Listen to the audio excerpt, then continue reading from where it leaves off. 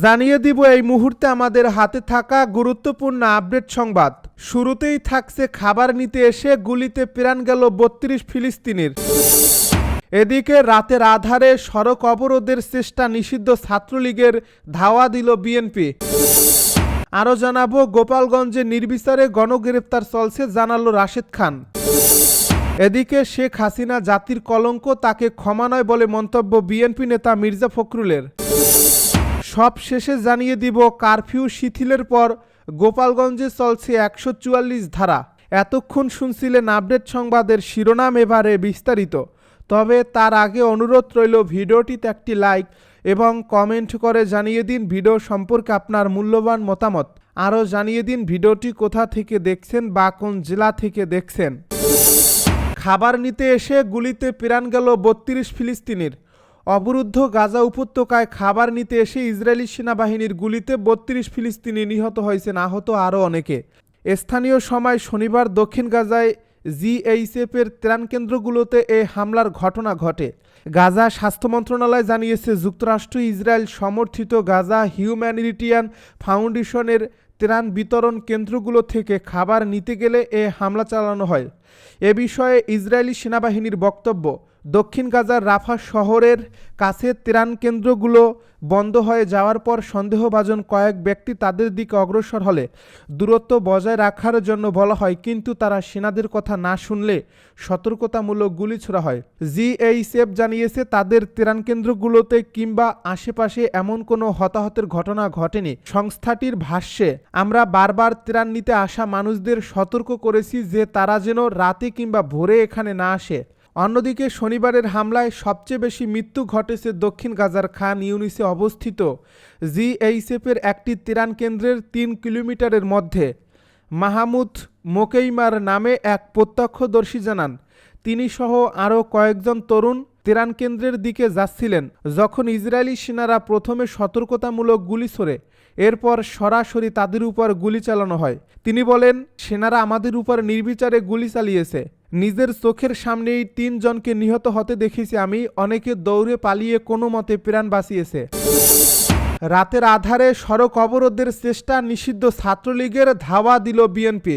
ঢাকা শরীয়তপুর সড়কের নড়িয়া উপজেলার নশাসন মাঝিরহাট এলাকায় গাছ ফেলে ও আগুন জ্বেলে সড়ক অবরোধের চেষ্টা হয়েছে শনিবার দিবাগত রাত 12:15টার দিকে।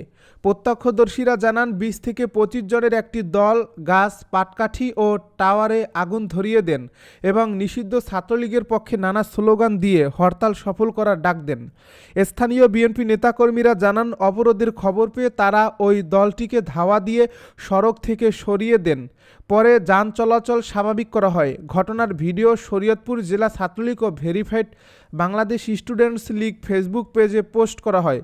বিএনপি নেতাদের ভাষ্য, গত বছর ৫ অগাস্ট আওয়ামী লীগ সরকার পতনের পর জাজিরায় মোবারক আলী শিকদারের নেতৃত্বে প্রকাশ্যে ১৫ অগাস্ট কর্মসূচি পালন করে সংগঠনটি।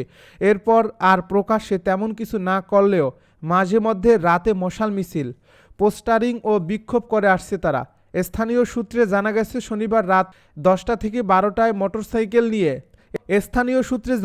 শনিবার রাতে 10 থেকে 12টি মোটরসাইকেল নিয়ে ওই এলাকায় মহড়া দেয় একদল যুবক। তারা শেখ হাসিনা, শেখ মুজিবুর রহমান, আওয়ামী লীগ ও ছাত্রলীগকে সমর্থন করে স্লোগান দেয় এবং সড়কে যান চলাচল বাধা সৃষ্টি করে।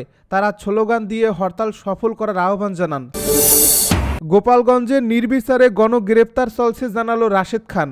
গোপালগঞ্জে নির্বিচারে গণগ্রেপ্তার চলছে বলে মন্তব্য করেছেন গণ অধিকার পরিষদের সাধারণ সম্পাদক রাশেদ খান। যাদের গ্রেপ্তার করা হচ্ছে তারা অধিকাংশই সাধারণ মানুষ বলে দাবি তার। আজ রবিবার নিজের ভেরিফাইড ফেসবুক পেজে দেওয়া এক পোস্টে এ দাবি করেন রাশেদ খান। গোপালগঞ্জে গণ অধিকার পরিষদের কয়েকজন নেতার আত্মীয়দের গ্রেপ্তার করা হয়েছে জানিয়ে রাশেদ খান বলেন, গোপালগঞ্জে নির্বিচারে গণগ্রেপ্তার চলছে। যাদের গ্রেপ্তার করছে অধিকাংশই সাধারণ মানুষ। আমাদের দলের একজন সদস্যদের বোন জামাইকে গ্রেপ্তার করছে, পেশায় সে একজন ভ্যান চালক। আমাদের এক ছাত্রনেতার ছোট ভাইকে গ্রেপ্তার করছে, প্রতিটি হাটবাজার ও বাড়ি বাড়ি গিয়ে গ্রেপ্তার চালাচ্ছে। গোপালগঞ্জ থেকে আমাদের দলের নেতারা এই তথ্য দিয়েছেন। স্থানীয় নেতাকর্মীদের কাছ থেকে পাওয়া তথ্য তুলে ধরে তিনি বলেন, আওয়ামী লীগের নেতারা সব পলাতক। যাদেরকে ধরা হয়েছে এদের অধিকাংশই নিরীহ মানুষ। চিহ্নিত আওয়ামী সন্ত্রাসীদের গ্রেপ্তার না করে কাদেরকে সন্তুষ্টি করতে এই গণগ্রেপ্তার? রাশেদ খান আরও বলেন, গোপালগঞ্জ এই দেশেরই অংশ। গোপালগঞ্জকে স্বাভাবিকভাবে করা আমাদের দায়িত্ব। কিন্তু গণহারে নিপীড়নের শিকার হলে সেটা গোপালগঞ্জের মানুষের মধ্যে ক্ষোভের জন্ম দেবে। এই ক্ষোভ থেকে তারা বাঁচার জন্য সশস্ত্র হয়ে উঠতে পারে। সেটা কিন্তু দেশের জন্য ভালো নয়। আমি পুলিশকে বলবো, হাসিনার আমলের মতো হয় না। বেশি বেশি গ্রেপ্তার দেখিয়ে সরকার বা কোনো দলের নেতাদের খুশি করার চরিত্র থেকে বের হয়ে আসুন, নতুবা ক্ষতির শিকার আপনারা হবেন। শেখ হাসিনা জাতির কলঙ্ক, তাকে ক্ষমা নয় বলছে বিএনপি নেতা মির্জা ফখরুল। শেখ হাসিনা জাতির কলঙ্ক, তাকে ক্ষমা নয় বলে মন্তব্য করেছেন বিএনপির মহাসচিব মির্জা ফখরুল ইসলাম আলমগীর। তিনি বলেন, শেখ হাসিনাকে কখনো ক্ষমা করা যাবে না। আজ রবিবার রাজধানীর জিয়া উদ্যানে জুলাই গণ অভ্যুত্থানের মাসব্যাপী কর্মসূচির অংশ হিসেবে জাতীয়তাবাদী কৃষক দল ও আমরা বিএনপি পরিবারের যৌথ উদ্যোগে বৃক্ষরোপণ কর্মসূচিতে তিনি এই কথা বলেন। বিএনপি নেতা মির্জা ফখরুল বলেন, একজন শহীদের মা কেঁদে কেঁদে বলছিলেন যে ছেলেটিকে দেখে আমি স্বপ্ন দেখছি আমার ভবিষ্যতের। সেই ছেলেটিকে ওরা কেড়ে নিয়ে গেছে একটা নিদারুণ ভয়াবহ মর্মান্তিক পাশবিকভাবে। তাকে গুলি করে মেরেছে, পরে গেছে, তারপর একটা ভ্যানের মধ্যে উঠিয়েছে। বেঁচে আছে কি মরে গেছে সেটা না দেখে আরও ৬-৭টা লাশের সঙ্গে তাকে পুড়িয়ে দিল। চিন্তা করতে পারেন, একটা স্বাধীন দেশের নাগরিক আমরা। তিনি বলেন, আমরা ৭১ সালে যুদ্ধ করেছিলাম একটা স্বাধীন দেশের জন্য। সেই দেশের প্রশাসন যারা রাষ্ট্রের নিরাপত্তা রক্ষার দায়িত্ব পালন করে, যাদের বেতন আসে আমাদের প্রত্যেকের ট্যাক্সের টাকা থেকে, তারা আজ আমার ছেলেকে হত্যা করছে, পুড়িয়ে মারছে। কি নির্মম, নৃশংস, অমানবিক। এজন্য হাসিনাকে কখনো ক্ষমা করা যাবে না। কারফিউ শিথিলের পর গোপালগঞ্জে চলছে ১৪৪ ধারা। গোপালগঞ্জ জেলায় রোববার সকাল ৬টা থেকে রাত ৮টা পর্যন্ত ১৪৪ ধারা জারি করেছে জেলা প্রশাসন। শনিবার রাতে জেলা ম্যাজিস্ট্রেট ও জেলা প্রশাসক মোহাম্মদ কামরুজ্জামান এই নির্দেশনা জারি করেন। জেলা প্রশাসনের এক বিজ্ঞপ্তিতে জানানো হয়, ফৌজদারি কার্যবিধির ১৪৪ ধারা অনুযায়ী এই আদেশ বলবৎ থাকবে। এ সময় জেলার যে কোনো স্থানে সভা, মিছিল ও জনসমাবেশ নিষিদ্ধ থাকবে।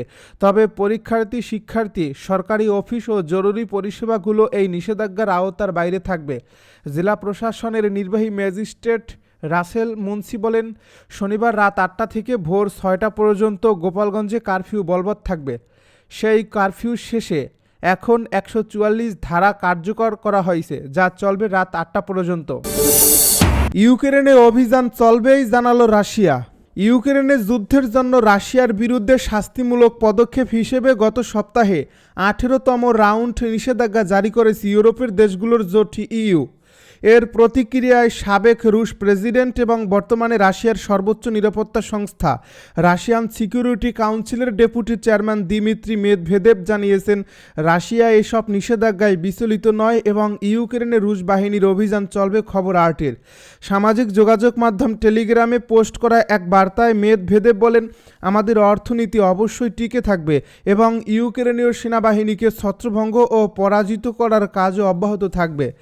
অদূর ভবিষ্যতে কিয়েভ সহ তথাকথিত ইউক্রেনকে লক্ষ্য করে হামলার মাত্রা আরও বাড়ানো হবে এবং শুধু তাই নয়, মস্কোর উচিত হবে রাজনৈতিকভাবে ইইউর সঙ্গে সম্পর্ক ছেদ করা এবং এই ব্লকের সঙ্গে দূরত্ব বজায় রাখা। ২০২২ সালের ২৪ ফেব্রুয়ারি থেকে শুরু হয়েছে রাশিয়া ইউক্রেন যুদ্ধ। যুক্তরাষ্ট্রের হিসাব অনুযায়ী গত ৩.৫ বছরেরও বেশি সময় ধরে চলা এই যুদ্ধে এরই মধ্যে উভয় পক্ষে নিহত ও আহত হয়েছে অন্তত ১২ লাখ মানুষ। এই যুদ্ধের শুরু থেকেই শাস্তিমূলক পদক্ষেপ হিসেবে রাশিয়ার উপর একের পর এক নিষেধাজ্ঞা জারি করেছে ইইউ। সর্বশেষ গত সপ্তাহে বুধবার রাশিয়ার বিরুদ্ধে ১৮তম নিষেধাজ্ঞার প্যাকেজ ঘোষণা করেছেন ইইউর পররাষ্ট্র বিভাগের শীর্ষ নির্বাহী কাজা কালাশ।